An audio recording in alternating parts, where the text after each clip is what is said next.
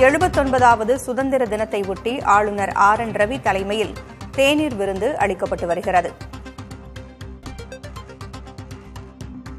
79வது சுதந்திர தினத்தை ஒட்டி ஆளுநர் RN ரவி தலைமையில் தேநீர் விருந்து அளிக்கப்பட்டு வருகிறது.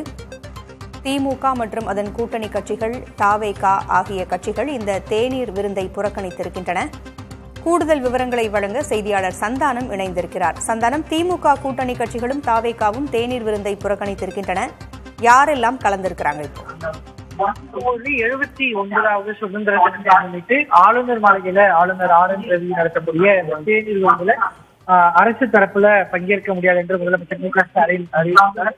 அதே போன்று திமுக கூட்டணி கட்சிகள் மட்டும் இல்லாம தமிழக வெற்றிக் கழகமும் இந்த தேநீர் விருந்தை புறக்கணித்திருக்கக்கூடிய நிலை.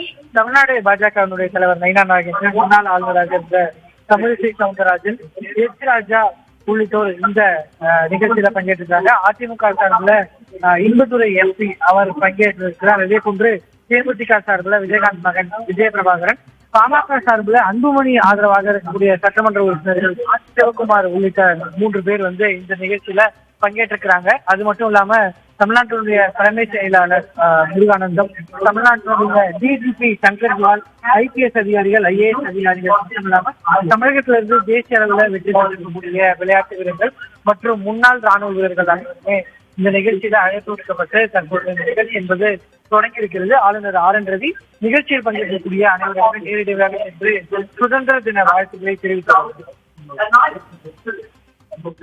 79வது சுதந்திர தினத்தை ஒட்டி திமுக மற்றும் அதன் கூட்டணி கட்சிகள் தேநீர் விருந்தை புறக்கணித்திருக்கின்றன. இந்நிலையில் அதிமுக சார்பிலும் கலந்திருக்கிறார்கள், IJK சார்பிலும் கலந்திருக்கிறார்கள். தேநீர் விருந்துக்கு பிறகு ஆளுநர் இவர்கள் மத்தியில் பேசுவதற்கான வாய்ப்பு இருக்கிறதா? இந்த தேநீர் விருந்து நிகழ்ச்சியில பொறுத்த வரைக்கும் ஆளுநர் வழக்கமாக இந்த நிகழ்ச்சியில பேச மாட்டார். பொதுவாக இந்த தேநீர் விருந்தை பொறுத்த வரைக்கும் இந்த ஆண்டு சுதந்திர தினத்தை முன்னிட்டு ஆளுநர் மாளிகை சார்பாக விருதுகள் ஒரு சிலருக்கு வழங்கப்படும். கலை நிகழ்ச்சிகள், அதனைத் தொடர்ந்து விருதுகளை ஆளுநர் RN ரவி வழங்குவார். ஓரிரு வார்த்தைகள் மட்டுமே சுதந்திர தினத்தை முன்னிட்டு ஓரிரு வார்த்தைகள் மட்டுமே பேசுவார்.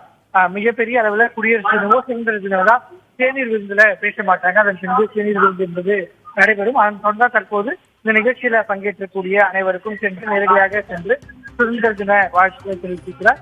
இதற்கு முன்பெல்லாம் ஆளுநர் வழங்கக்கூடிய தேநீர் விருந்துகளை பொறுத்த வரைக்கும் அரசியல் கட்சி தலைவர்கள், IAS IPS அதிகாரிகள், அதே போன்று நீதியரசர்கள் என குறைந்தபட்சம் அதிகபட்சமாகவே ஒரு 300க்கும் அல்லது 500க்கும் குறைவான நபர்களுக்கு மட்டுமே அழைப்பு விடுக்கப்படும். ஆனால் ஆளுநர் RN ரவி இந்த ஆளுநராக பொறுப்பேற்ற பின்பு நடைபெறக்கூடிய இந்த தேநீர் விருந்துகளுக்கு பொதுமக்கள் என கிட்டத்தட்ட ஒரு 1500 முதல் 2000 நபர்களுக்கு அழைப்பு என்பது வழங்கப்பட்டுள்ளது. அதே போன்று இந்த ஆண்டு நடைபெறக்கூடிய இந்த தேநீர் விருந்திலும் 2000க்கும் மேற்பட்ட நபர்களுக்கு அழைப்பு விடுக்கப்பட்டு தற்போது தேநீர் விருந்து என்பது தொடங்கி இருக்கிறது. பூங்கோதை, தகவல்களை வழங்கியமைக்கு நன்றி சந்தானம்.